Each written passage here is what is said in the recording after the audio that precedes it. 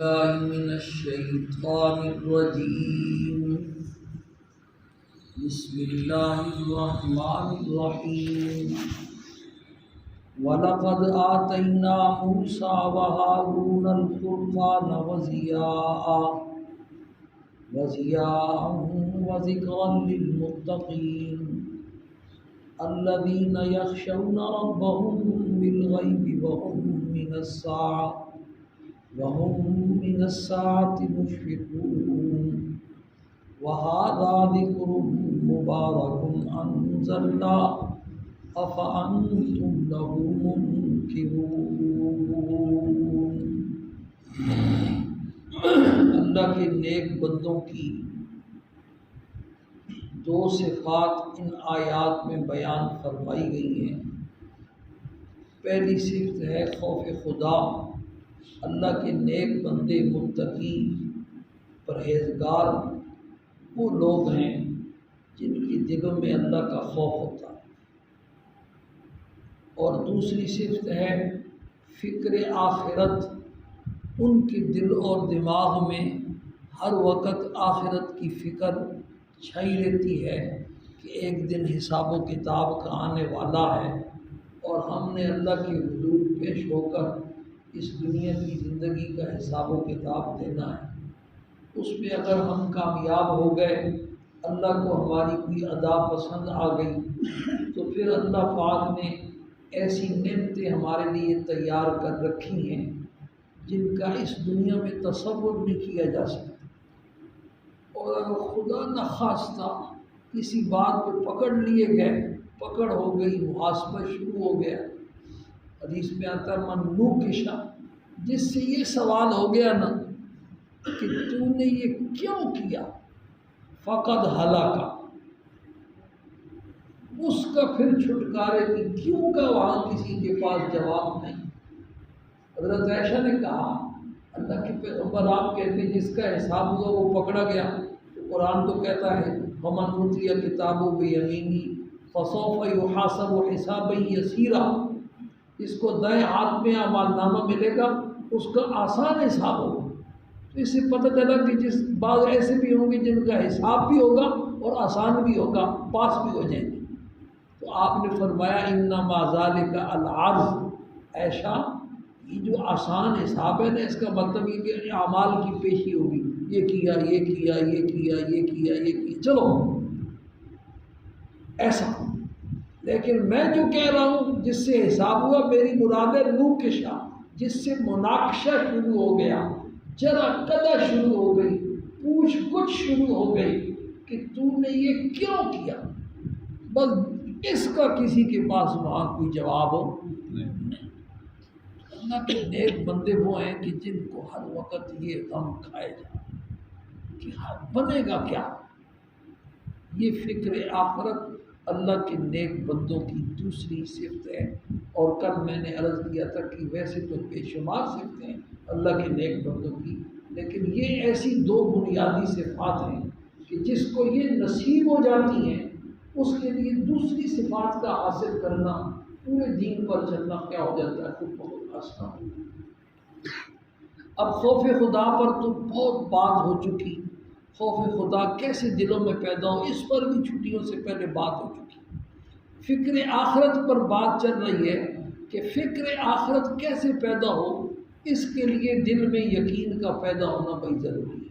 صرف یہ جو کھوکھلا ہمارا ایمان ہے توحید رسالت اور قیامت کے ہم قائل ہیں، اتنا کافی نہیں ہے، بلکہ قیامت کے قائم ہونے پر، قیامت کی ساری مناظر پر 100% ایسا یقین ہو جیسے دنیا کے نفع نقصان پر ہمیں کیا ہوتا ہے، یقین ہوتا ہے. اور اس کے لیے ہم سر دھڑ کی بازی لگاتے ہیں. نفع کے حاصل کرنے کے لیے، نقصان سے بچنے کے لیے کچھ بھی کرنا پڑے ہم تیار ہو جاتے ہیں. ایسا یقین آخرت کا کیسے پیدا ہوگا، اس کے لیے اللہ پاک نے قرآن کریم میں سرکار دو عالم صلی اللہ علیہ وسلم نے اپنے ارشادات میں بے شمار طریقے بیان فرمائے. ان میں سے 7-8 بیان ہو چکے ہیں، اور آخری طریقہ جو عرض کرنا ہے وہ ہے کہ دلیل کے ذریعے بھی اللہ نے بات سمجھائی. متکلم اپنے مخاطب کو مطمئن کرنے کے لیے جو بات کرتا ہے اس کو دلیل سے ثابت کرتا ہے. پھر جتنا ماہر وکیل ہوتا ہے وہ اتنے دلائل کے انبار لگا دیتا ہے. اور اللہ نے جس نے یہ سارے وکیل پیدا کیے، سارے جج پیدا کیے، سارے بولنے والے پیدا کیے، سارے دلائل دینے والے پیدا کیے، اس اللہ کا جو ہے ایک وکیل کے بارے میں مجھے کسی نے بتلایا. میرا ایک دوست جو ہے نا مقتدی وکیل تھا، اس نے کہا کسی وکیل کا واقعہ سنا رہا تھا کہ وکیلوں کی کمائی اس لیے ہوتی ہے. اللہ پاک معاف فرمائے، ہمارے وکیل صاحب تو نہیں بیٹھے ہوئے آ جائیں گے. دو دفعہ حج کرنے گیا، لیکن بس وہاں جاتا اور کہتا مجھے واپس حج کی توفیق نہیں. پھر وہ سمجھ گئے، پھر اس نے سچی توبہ کی، ایسی سچی توبہ کی کہ اس نے جھوٹے مقدمے لینے چھوڑ دیے. میں سچا مقدمہ لوں گا، فیس بھی اپنی کم کی. 1 سال 2 سال 3 سال کچھ سال آزمائش آئی، غربت آئی، فقر و فاقہ آیا، اختلاف تک نوبت پہنچی، لیکن پھر مشہور ہو گیا کہ فلانا وکیل بڑا سستا وکیل ہے. پھر مقدمات کی بھرمار اور سچے مقدمے لیتا تھا. پھر اللہ پاک نے حج کی توفیق دی اور پھر حج کر کے آیا. وہ اتنا ماہر وکیل تھا، اس کے بارے میں جج تبصرہ کر رہا تھا کہ تو اتنا ماہر ہے نا اپنے فن میں کہ میری نگاہوں کے سامنے بھی اگر کوئی کسی کو قتل کر دے اور میں نے اپنی آنکھوں سے وہ واقعہ دیکھا ہو تو اپنی وکالت کے زور پر قاتل کو چھڑا کے مجھ سے لے جائے. جس اللہ نے ایسے ماہر پیدا کیے، اس اللہ پاک کے سمجھانے کا اپنا انداز کیسا ہو. تو دلائل کے اللہ نے انبار لگا دیے. اب وہ سارے تو بیان ہو نہیں سکتے بھائی، میں نے صرف ایک دلیل آپ کے سامنے بیان کرنی ہے اور اس پر بھی کئی دن لگے. ہمارے دوست کہتے ہیں بات ختم نہیں ہوتی، ہم بات ختم کرنا چاہتے ہی نہیں. ہم تو بات کو لمبا کرنا چاہتے ہیں. آپ نے کوئی امتحان دینا ہے بھائی یا کوئی نصاب ختم کرانا، ہم تو بات کو لمبا کرنا چاہتے ہیں. ہم تو یہ تربیت بخش. تو وہ ایک دلیل میں نے آپ کے سامنے بیان کرنی ہے. پرانے سامعین نے تو کئی دفعہ سنی بھی ہوگی مختلف انداز سے. اس دلیل کا خلاصہ یہ ہے کہ اللہ پاک نے قرآن پاک میں اپنی بے شمار صفات بیان کی. اللہ کی کسی چیز کی کوئی انتہا نہیں. اس کی صفات غیر محدود ہیں، اور پھر ان میں سے ہر صفت کیا ہے؟ غیر محدود. بندے کا عقل وہاں تک، کمپیوٹر وہاں تک نہیں پہنچ سکتا. ایسے غیر محدود صفات کا مالک. اب صرف وہ یہ جو کھلانے والی رازقیت والی صفت ہے، اسی کو دیکھ لو تو آپ کی عقل حیران ہو جائے گی. جو ہم دیکھتے ہیں دنیا کھا رہی ہے، وہ تو ہم دیکھتے ہیں. جو ہمیں نظر نہیں آتا وہ کتنا ہے. یہ سمندروں کی تہ میں کیسے کیڑے مکوڑوں کو اللہ پالتا ہے. سلیمان علیہ السلام کا واقعہ کئی دفعہ آپ جماعت والے بھی اکثر بیان کرتے ہیں. سلیمان علیہ السلام نے ایک دفعہ اللہ سے عرض کیا، اللہ میں تیری مخلوق کی دعوت کرنا چاہتا ہوں. اللہ نے فرمایا میرے پیغمبر تیرے بس کی بات. سلیمان علیہ السلام کی جنات پر، پرندوں پر، انسانوں پر، ہواؤں پر، ہر چیز پر حکومت تھی. انہوں نے اصرار کیا. پیغمبر اللہ کے بڑے لاڈلے ہوتے ہیں، انہوں نے اللہ کے لیے بڑی قربانیاں دی ہوتی ہیں، ان کو بڑا مقام ہوتا ہے. انہوں نے اصرار کیا. اللہ نے کہا چلو پھر کرو، جب آپ مانتے نہیں ہیں تو پھر دعوت کریں. سلیمان علیہ السلام نے جنات کو حکم دیا، بڑی بڑی دیگوں میں کھانا پکنا شروع ہو گیا. سمندر کے کنارے میلوں لمبا دسترخوان بچھا دیا، کھانا پکتا رہا، دسترخوان پہ لگتا رہا. اور ہوا کو حکم دیا، کولڈ سٹور تو تھے نہیں، ہوا کو حکم دیا کہ تو اس کی اوپر کھانے پر چلتی رہو تاکہ کھانا خراب نہ ہونے پائے. 6 مہینے مورخین نے لکھا ہے، کوئی حدیث کا واقعہ تو ہے نہیں، اسرائیلیات ہے، اسرائیلی روایات.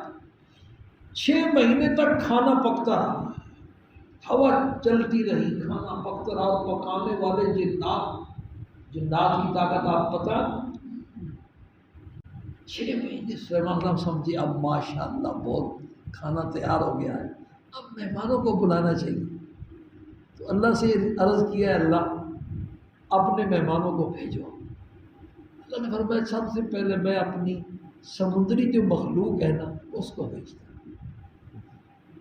صرف ایک مچھلی نکلی اور دسترخوان کے ایک سرے سے شروع ہوئی، دوسرے سرے تک جو کچھ پکا تھا سب کا سب آیا اور کہنے لگی حل من مزید، کوئی زیادہ اور ہے تو لاؤ۔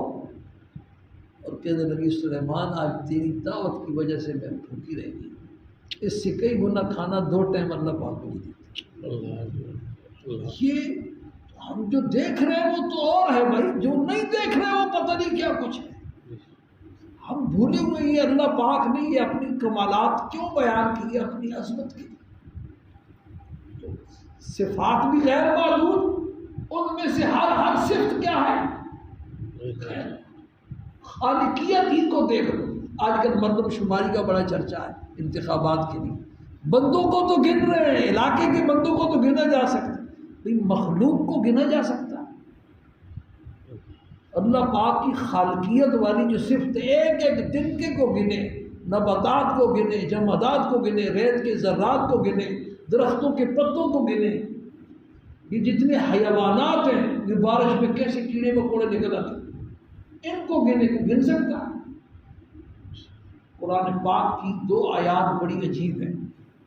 ایک تو قاری صاحب اکثر مغرب کی نماز میں پڑھتے ہیں، قُلْ لَوْ كَانَ الْبَحْرُ مِدَادًا لِكَلِمَاتِ رَبِّي لَنَفِدَ الْبَحْرُ قَبْلَ أَن تَنْفَدَ كَلِمَاتُ رَبِّي وَلَوْ جِئْنَا بِمِثْلِهِ مَدَدًا۔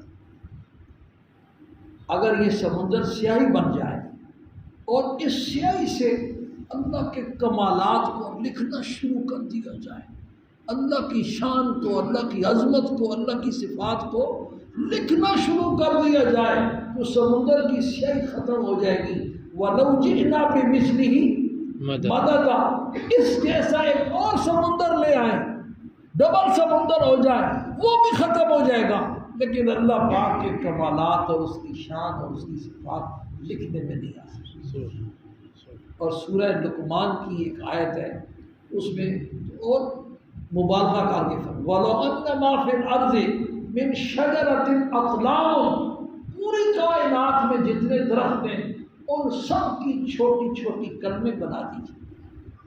وَالْبَحْرُ يَمُدُّهُ مِنْ بَعْدِهِ 7 أَبْحُرٍ مَا نَفِدَتْ كَلِمَاتُ اللَّهِ، اور یہ ایک جو سمندر ہے دنیا والا، اس جیسے 7 سمندر اور لے آؤ، پوری دنیا کی درختوں کی کیا بن جائے، کلمیں بنا دی جائیں، اور 7 سمندروں کی سیاہی بنا دی جائے، اور سارے انسان اور جنات اور فرشتے لکھنے والے ان کو لکھنے پر بٹھا دیا جائے، تو فرمایا کہ ما نفدت کلمات اللہ، اللہ پاک کے کلمات، اس کے کمالات، اس کی شان لکھنے میں کیا کرے گی نہیں ہے۔ اس لیے یہ جتنی اللہ پاک اپنی شان بیان کرتا ہے، کیوں بیان کرتا ہے؟ کہ ہمارے دلوں میں اللہ کی عظمت آئے۔ جب اللہ کی عظمت آتی ہے، جس کی عظمت بندے کے دل میں ہوتی ہے نا، اس کا حکم پورا کرنا کیا ہو جاتا ہے؟ آسان ہو جاتا ہے۔ اب ایک عام جج کا حکم ہے، سیشن جج کا، اور ایک چیف جسٹس صاحب کا حکم ہے، اور انہوں نے سموٹو ایکشن لیا ہوا ہے، حکومت بھی تھر تھر کیا کر رہی ہے، کام رہی ہے۔ جس کی جتنی عظمت ہوتی ہے اس کا اتنا کیا ہوگا، چیف آف آرمی اسٹاف کا ہوگا، استاد صاحب مدرسے کا جو سب سے بڑا استاد ہے، کالج کا جو سب سے بڑا پرنسپل ہے، تو حکم دینے والا جس کی جتنی عظمت سننے والے کے دل میں ہوتی ہے وہ اتنا ہی جلدی کرتا ہے اس کے حکم کو کیا کرنے میں، پورا کرنے میں۔ اللہ پاک کی جو عظمت ہے، یہ اللہ نے کمالات اس لیے بیان کیے کہ اللہ کی ذات کو معمولی مت سمجھے۔ وما قدر اللہ حق کا قدری، اللہ پاک کی جیسے قدر کرنے کا حق ہے، ہم لوگوں نے اللہ پاک کی اس طرح قدر کی۔ پھر دنیا کا یہ اصول ہے کہ جو جتنا بڑا ہوتا ہے نا، اس کو درخواست لکھنے کے لیے القاب لگانے پڑتے ہیں۔ آداب لگانے پڑتے، عزت، معاب، جناب، قبلہ، محترم اور مکرم اور پتہ نہیں کیا کچھ پرانے زمانے میں ہوتا تھا۔ اب خود سوچیں کہ اللہ کی جیسی عظمت ہے، اگر اللہ پاک حکم دیتے جیسے میری شان کے مطابق میرے القاب اور آداب ہیں وہ لگاؤ تو مجھ سے دعا مانگ سکتے ہو، ورنہ تمہیں دعا مانگنے کی اجازت نہیں، تو کوئی اللہ کی شان کے مطابق کر سکتا، القاب اور آداب لگا سکتا؟ شان اتنی اونچی اور نام کتنا، یا اللہ، ان پڑھ سے ان پڑھ آدمی بھی اللہ کہہ کر کے اس سے دعا مانگ، لکھا پڑھا بھی اس سے دعا مانگ رہا ہے۔ سرکار عالم صلی اللہ علیہ وسلم نے اپنی عاجزی کا اظہار کر، اللہم لا احصی ثناء علیک انت کما اثنیت علی نفسک، اے اللہ میں تیری اس طرح تعریف نہیں کر سکتا جس طرح تو نے خود اپنی تعریفیں کیا کی ہیں، بیان کی۔ تو بھائی یہ ساری چیزیں کیا ہے، بات کرنے کا مقصد یہ تھا کہ اللہ پاک کی صفات غیر محدود اور ان میں سے ہر صفت کیا ہے، غیر محدود، بندے کی عقل اور ہمارے کمپیوٹر اس کا کیا کر سکتے ہیں، احاطہ نہیں کر سکتے۔ ان تمام صفات میں سے پورے قرآن میں اللہ پاک نے دو صفات بڑی کھول کر کے کیا کی ہے، بیان کی۔ ایک صفت علم والی کھول کر کے بیان کی ہے اور ایک صفت قدرت والی کھول کر کے بیان کی۔ اللہ پاک کا علم اور اللہ پاک کی قدرت، یہ دونوں صفات کو اللہ نے پورے قرآن میں مختلف انداز سے کھول کر کے کیا کیا ہے، بیان کیا ہے۔ اور یہ کھول کر کے بیان کر کے جو مقصود ہے اس میں سے تین باتیں سمجھانی کیا ہے، مقصود ہے، ان میں سے ایک یہ قیامت کا مسئلہ سمجھانا کیا ہے، مقصود ہے۔ باقی انشاءاللہ بات ابھی پوری نہیں ہوئی، پیر والے دن یہاں سے بات کیا کریں گے، شروع کریں گے انشاءاللہ۔ اللہ پاک اصل میں ہمیں سمجھ نصیب فرمائے اور عمل کرنے کی بھی اللہ پاک کیا کرے، توفیق نصیب۔ آج کے پورے بیان کا خلاصہ یہ ہے کہ اللہ پاک کی جیسے عظمت ہے بھائی، ہم نے اللہ پاک کو اس طرح کیا کیا، پہچانا۔ اب اس عظیم اللہ کا حکم ہے نماز پڑھنے کا، روزہ رکھنے کا، زکوٰۃ دینے کا، پردہ کرنے کا، یہ سارے احکامات اس اللہ کے ہیں۔ ہم جیسے اس کا حق ہے اس طرح نماز بھی نہیں پڑھ سکتے، ہم کیا اور ہماری نمازیں کیا۔ حضرت تھانوی رحمۃ اللہ علیہ کہ ہماری نمازیں ایسی ہیں، ایک آدمی کو پنکھا چل رہا تھا نا، اجنبی آدمی کی مجلس میں آیا اور اس زمانے میں چھت کے اوپر پنکھے لٹکے ہوتے، پنکھا اس نے جھلنا شروع کیا، کبھی ایک کو مارے، کبھی دوسرے کو مارے، کبھی تیسرے کو مارے۔ کہتے خدمت کرنے کے لیے بھی سلیقہ چاہیے، تو عبادت کرنے کے لیے بھی کیا چاہیے، سلیقہ۔ تو ہماری نمازیں تو ایسی ہیں جیسے وہ پنکھا چلنے والے کا پنکھا چلنا ہے۔ اللہ پاک بس قبول کر لے۔ تو اللہ پاک کی عظمت جو ہے نا اس کا بیان تھا آج، اللہ پاک ہمیں سمجھ۔ باقی انشاءاللہ پیر والے